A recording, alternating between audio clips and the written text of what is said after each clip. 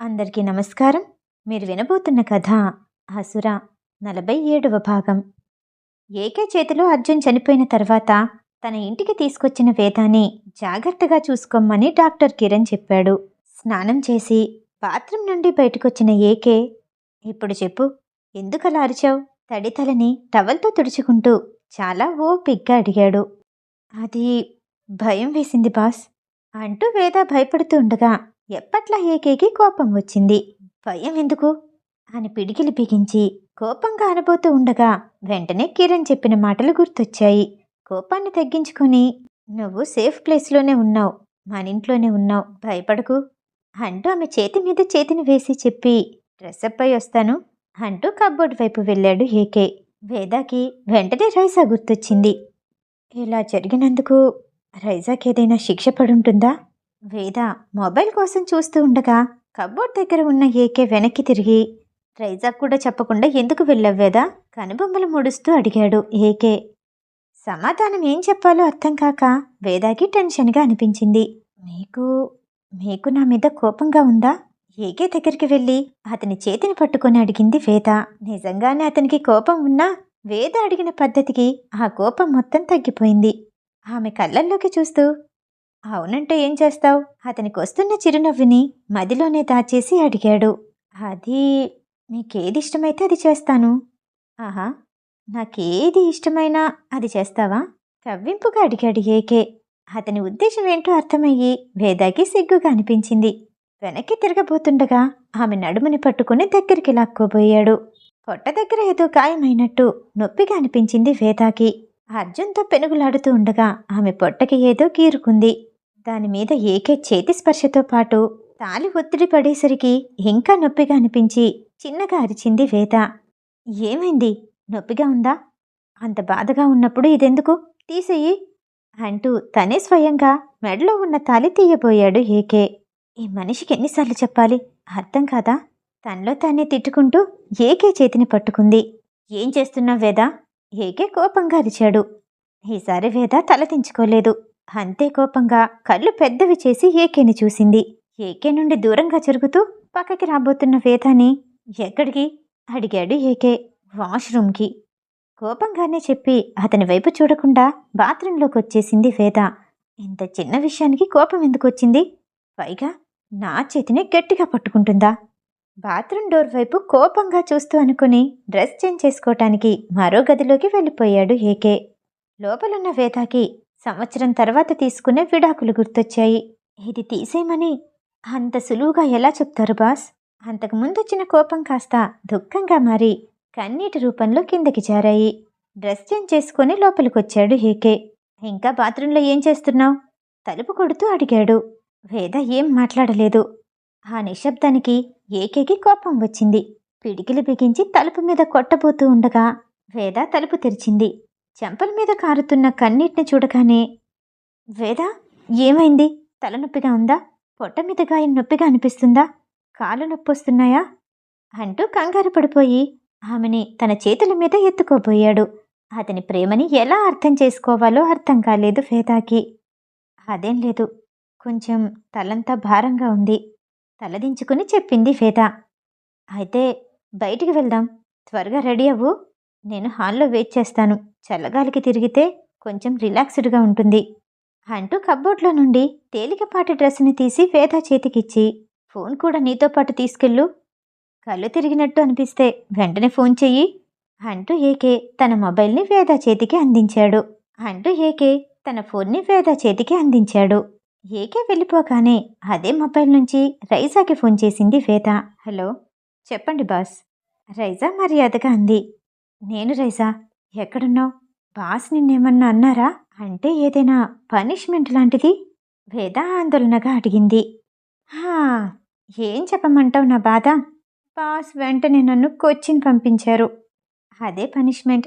ఇక్కడ ఓ వారం వర్క్ చూసుకొని వచ్చేస్తాను అంటూ రైజా ఆ రోజు రాత్రి తనకి జ్వరం వచ్చిన సంగతి, డాక్టర్ కిరణ్ వచ్చిన విషయం, ఏకే జాగ్రత్తగా చూసుకున్న పద్ధతి అంతా వివరించింది.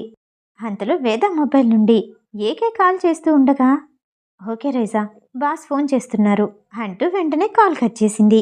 వేద ఫ్రెష్ అప్ అవగానే ఏకే వేదాన్ని బయటికి తీసుకుని వెళ్ళాడు. కారులో కొంచెం దూరం ప్రయాణించిన తర్వాత, ఎక్కడికి వెళ్తున్నాం బాస్? అడిగింది వేద. ఎక్కడికేంటి? మా అత్తగారింటికి. ఇంకా మరో ప్లేస్ ఎందుకు? ఏకే అనగానే వేద ఆశ్చర్యపోయింది. కొన్ని గంటల ప్రయాణం తర్వాత వేద తన ఊర్లో ఉన్న ఇంటికి చేరుకుంది. ఇంటి ముందాగిన ఏకే కార్ని చూడగానే రాఘవయ్య, పల్లవి, కేశవ ఎదురొచ్చారు. కార్లో నుండి దిగిన వేదాన్ని చూడగానే ముగ్గురు పరిగెత్తుకుంటూ వెళ్లారు. ఎలా ఉన్నావక్క? పల్లవిని కౌగిలించుకొని సంతోషంగా అడిగింది వేద. మళ్ళీ ఇన్నాటికి చూసే భాగ్యం దొరికింది. సంతోషంగా ఉంది.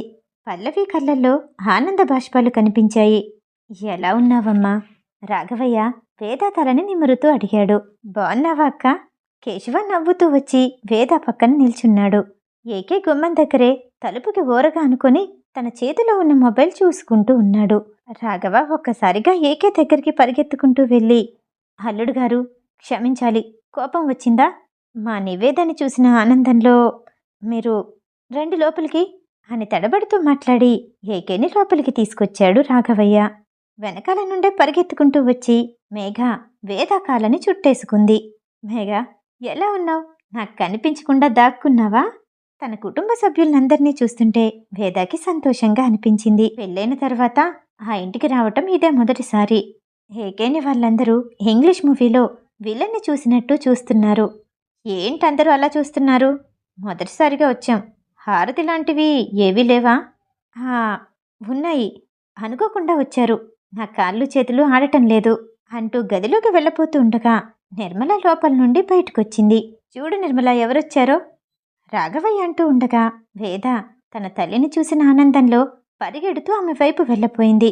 ఏకే వెంటనే తన చేతిని పట్టుకున్నాడు. ఏం చూస్తున్నావు? కూతురు అల్లుడు వచ్చారు.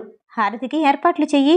నిర్మల కదలకుండా అలానే ఉండి, గతంలో ఏకే అర్జున్ని గన్ పెట్టి బెదిరించటం, ఆమె వైపు కూడా కోపంగా చూపెట్టటం ఒక్కోటి లీలగా గుర్తొచ్చాయి. ఆమెను చూసి ఒక విచిత్రమైన నవ్వు నవ్వాడు ఏకే. పక్కనే ఉన్న పల్లవి, నేను తీసుకొస్తాను నాన్నా అంటూ పూజా గది వైపు వెళ్ళింది. అత్తయ్యగారు ఎప్పటినుండో మా కోసం ఎదురు చూస్తున్నట్టున్నారు నిర్మలాని చూస్తూ వ్యంగ్యంగా అన్నాడు ఏకే. అంతలో హారతి పళ్ళంతో వచ్చింది పల్లవి. ఇద్దరి చుట్టూ తిప్పి అల్లుడిని కూతుర్ని లోపలికి ఆహ్వానించారు. నిర్మల వేదాని అర్జున్కిచ్చి పెళ్లి చెయ్యాలని ఎంతగానో ప్రయత్నించింది. మొదటిగా ఏకేకి ఆమె మీద కోపంగా ఉన్నా ఆ తర్వాత క్షమించేశాడు. కానీ ఆమెను చూస్తుంటే ఏకేకి పొగరుగా ఏదో ఒకటి అనాలని అనిపిస్తుంది. చాలా దూరం నుండి ప్రయాణం చేసొచ్చారు. ఇప్పటికి విశ్రాంతి తీసుకోండి, కాఫీ పైకి పంపిస్తాను అంటూ ఇద్దరినీ వేద గదిలోకి పంపించాడు రాఘవయ్య. పల్లవి తీసుకొచ్చిన కాఫీ తాగి వేద వెంటనే నిద్రలోకి జారుకుంది. ఆ గదిప్పుడు గతంలోలా లేదు. ఏకే చుట్టూ తిరిగి చూశాడు. గది గోడ మీద వేద చిన్నప్పటి నుండి తను పెద్దయ్యే వరకు ఉన్న ఫోటో ఫ్రేములు తగిలించున్నాయి. మధ్యలో తామిద్దరి పెళ్లి ఫోటో కనిపించింది. అది చూడగానే ఏకే షాక్ అయ్యాడు. ఇది కూడా ఇంత భద్రంగా ఉందా? ఫోటో తీసిన వాడెవడో చాలా బాగా తీశాడు అంటూ తన జేబులో ఉన్న మొబైల్ని తీసి ఫోటోని క్లిక్ మనిపించాడు ఏకే. ఇంటర్ ఫోటోలో ఉన్న వేదాని, మంచం మీద పడుకున్న వేదాని మార్చి మార్చి చూశాడు ఏకే. బయట వాళ్లతో ధైర్యంగా మాట్లాడుతూ, నా దగ్గర భయపడతావే, ఆ బెదిరి చూపులు నన్ను మొదటి నుంచి ఆకట్టుకుంటూనే ఉన్నాయి. ఆ కళ్ళు నాకోసమే వెతుకుతున్నాయా అంటూ వేద దగ్గరికి వెళ్ళి ప్రశాంతంగా పడుకున్న ఆమె మోముని మళ్ళొకసారి తనివి తీరా చూసి ఆమె నుదురు మీద పడిన జుట్టును సరిచేస్తూ ముద్దివ్వబోయాడు. అప్పుడు నిర్మల తలుపు కొడుతూ లోపలికొచ్చింది. నా పర్మిషన్ లేకుండా ఈ గదిలోకొచ్చిందెవరు? ఏకే కోపంగా లెగిసి గట్టిగా అరిచాడు. వెంటనే వేదాకి మెలకు వచ్చింది. ఏం జరుగుతుందో అర్థం కాక అయోమయంగా కూర్చున్న వేదాన్ని చూసి, నన్ను క్షమించు నివ్వి, నేను అర్జున్తో పెళ్లి చెయ్యాలని చాలా ప్రయత్నించాను. ఇతంతో జీవితం ఒక అబద్ధపు జీవితం అవుతుందేమోనని భయపడ్డాను. నిర్మల మాట్లాడుతూ ఉండగా వెనకాలే పల్లవి, మేఘ కూడా వచ్చారు. తన కుటుంబ సభ్యులతో మాట్లాడితే వేద కుదుట పడుతుందని అక్కడి నుండి బయటకొచ్చాడు ఏకే. వెంటనే నిర్మల, పల్లవి మంచం మీద వేద పక్కకొచ్చి కూర్చున్నారు. అతనితో జీవితం ఎలా ఉంది? నువ్వు సంతోషంగా ఉన్నావా? ఆతృతగా అడిగింది నిర్మల. ఆమె భార్యగా నటిస్తుంది. అది ఎన్ని రోజులో తెలీదు. సంవత్సరం తర్వాత విడాకులు తీసుకుంటే తన పరిస్థితి ఏంటో తెలీదు. ప్రస్తుతానికి ఎలాంటి ఇబ్బంది లేదు. అప్పుడప్పుడు భార్యాభర్తలుగా కొనసాగుతున్నారు కాబట్టి మీరేమనుకుంటున్నారు? ఆయన నన్ను బాగా చూసుకుంటున్నారు. నేను సంతోషంగా ఉన్నాను. నవ్వుతూ చెప్పింది వేద. మనింట్లో ఎలాంటి కార్యం జరగలేదు. పూజారి గారిని పిలిపిస్తాను. ఇవాళ సాయంత్రం పూజ చేసుకుందాం. ఆ తర్వాత పూజారి గారు ఏం చెప్తే అది చేద్దాం. ఏకే మీద కోపం పోలేదు కానీ వేద మీద ప్రేమతో చెప్పింది తల్లి నిర్మల. అది వినగానే వేదాకి గుండె పొట్టలోకి జారిపోయినట్టు అనిపించింది. అమ్మా, నేను అలసిపోయాను. ఇవాళ అలాంటివేమీ వద్దు. మళ్ళీ వస్తాం కదా. రేపు ఉదయం బయలుదేరుతాము. తల్లిని ఒప్పిస్తూ చెప్పింది వేద.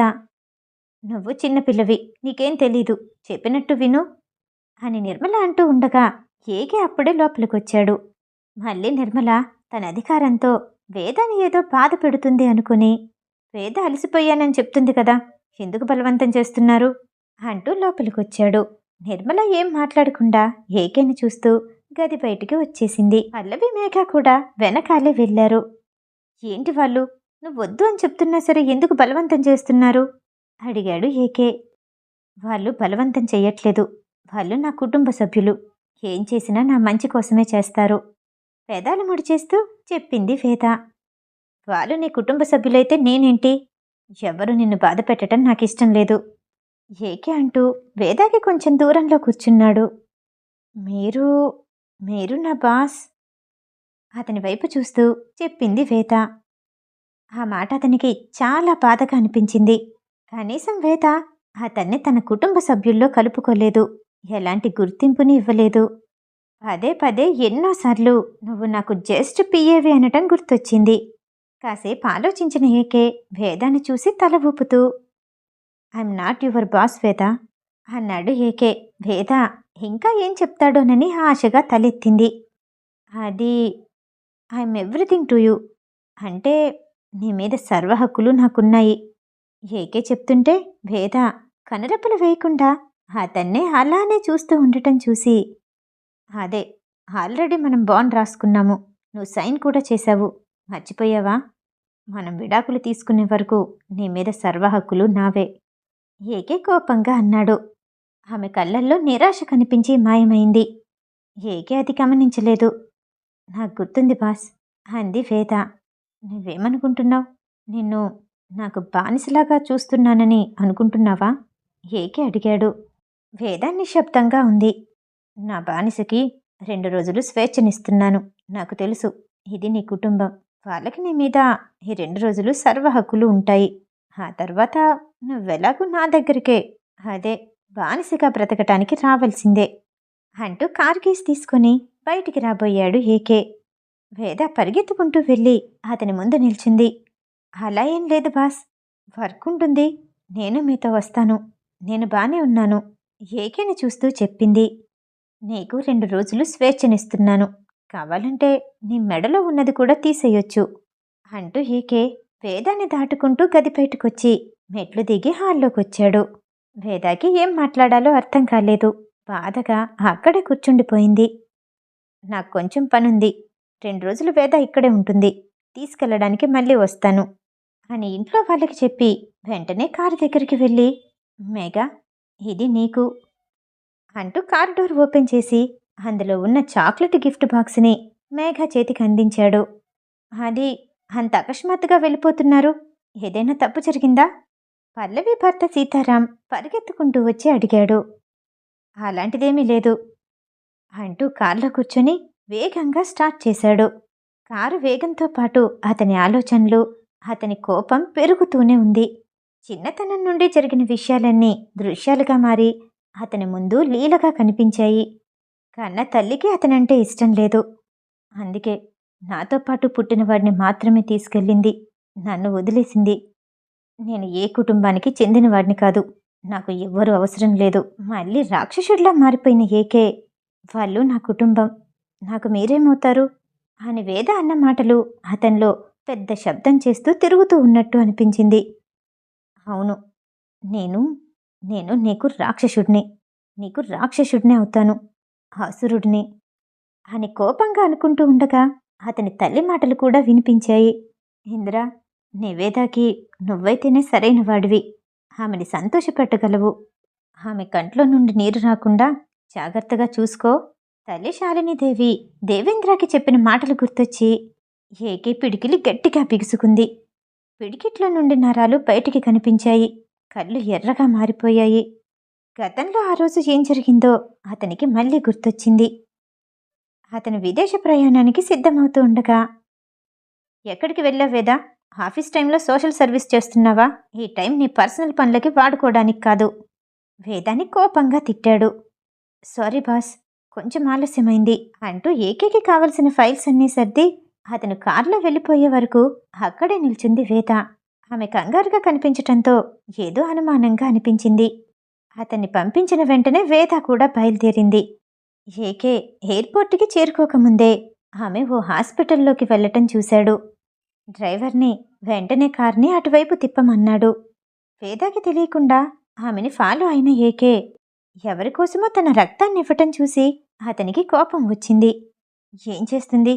ఈమెకు అవసరమైనప్పుడు ఎవరైనా ఇస్తారా అని అనుకుంటూ ఉండగా వేద బయటికి రావటం చూసి ఓ పక్కగా ఉన్నాడు ఏకే. ఇప్పటికే ఆలస్యమైంది, ఆఫీస్కి వెళ్ళాలి. మళ్ళీ ఏదైనా అవసరం ఉంటే ఫోన్ చేయండి. వేద అక్కడున్న డాక్టర్కి చెప్పి వెళ్ళిపోయింది. తన రక్తం ఎవరికిచ్చిందో చూడటానికి తలుపు దగ్గరికి వెళ్ళాడు ఏకే. అప్పుడే పేషెంట్ ఉన్న గదిలోని టేబుల్ మీద ఫోన్ రింగ్ అయింది. నర్సు స్పీకర్ ఆన్ చేసి ఆమె చేతికి అందించింది. ఫోన్లో నుండి దేవేంద్ర మాటలు వినిపించాయి. అమ్మా, చెప్పిన మాట వినవా? నేను బయటికి వెళ్ళొద్దంటే ఎందుకు వెళ్తున్నావు? ఆ అమ్మాయి రాకపోయుంటే నీ పరిస్థితి ఏంటి? ప్రేమగా కసురుకున్నాడు దేవేంద్ర. సరే, నువ్వు ఇండియా ఎప్పుడు తిరిగొస్తున్నావు అడిగింది శాలిని. వచ్చేస్తున్నాను, త్వరలోనే వస్తాను. వాళ్ళలోనే టాప్ సర్జన్ అవుతున్నాను. చూస్తూ ఉండు, 2 రోజుల్లో నీ కళ్ళ ముందుంటాను. దేవేంద్ర మాటలు సంతోషంగా వినిపించాయి. నీకోసం కూడా ఓ సర్ప్రైజ్ ఉంది, త్వరగా వచ్చేసేయ్. నవ్వుతూ మరి కాసేపు మాట్లాడి కాల్ కట్ చేసింది శాలిని. అదంతా విన్న ఏకేకి చాలా ఈర్ష్యగా అనిపించింది. దేవేంద్ర సంతోషాన్ని లాక్కోవాలనుకున్నాడు. వేద తన మామ కూతురని అప్పటికి తెలీదు. అయినా సరే దేవేంద్రకి సొంతం కాకుండా తన సొంతం చేసుకుని దేవేంద్రాన్ని బాధ పెట్టాలి అనుకున్నాడు. వేదాన్ని ఎవ్వరూ కలవకుండా తన గుప్పెట్లోనే ఉంచుకోవాలి అనుకున్నాడు. కానీ ఏకేకి తెలియని విషయం ఏంటంటే, వేద అక్కడికి సహాయం చేయటానికి మాత్రమే వచ్చింది, ఆమె కొడుకుని పెళ్లి చేసుకోవటానికి కాదని అతనికి తెలియలేదు. దేవేంద్రతో పరిచయం ఉందని, అతనితో పెళ్లికి ఒప్పుకుందని నమ్మాడు. అందుకే వేదాన్ని తనకి దగ్గరలో ఉంచుకొని కట్టడి చెయ్యాలని ఆలోచించాడు. కానీ తనకి తెలియకుండానే ఆమెని ప్రేమించాడు, పెళ్లి చేసుకున్నాడు. కానీ ఆమె మనసులో దేవేంద్ర ఇంకా ఉన్నాడేమో అన్న సందేహం అతన్ని వీడలేదు. మొదట్లో ఆమె గురించి క్రూరంగానే ఆలోచించాడు. ఎలాగైనా ఆమెని శారీరకంగా అనుభవించి దగ్గరే ఉంచుకోవాలి అనుకున్నాడు. కానీ దానికి విరుద్ధంగా వేద తన మనసుకి దగ్గరవ్వాలంటూ షరతు పెట్టింది. దాన్ని ఉల్లంఘించడానికి ఎంతో సమయం పట్టదు. కానీ వేద వెంటనే అతన్ని విడిచిపెట్టి వెళ్ళిపోతుంది. ఆలోచనలతోనే ముందుకు వెళ్తున్నాడు ఏకే. వేద ఏకే వెళ్ళేటప్పుడు ఎక్కడైతే కూర్చుందో అక్కడే ఉండిపోయింది. ఆమెకి కుటుంబం అంటే చాలా ఇష్టం.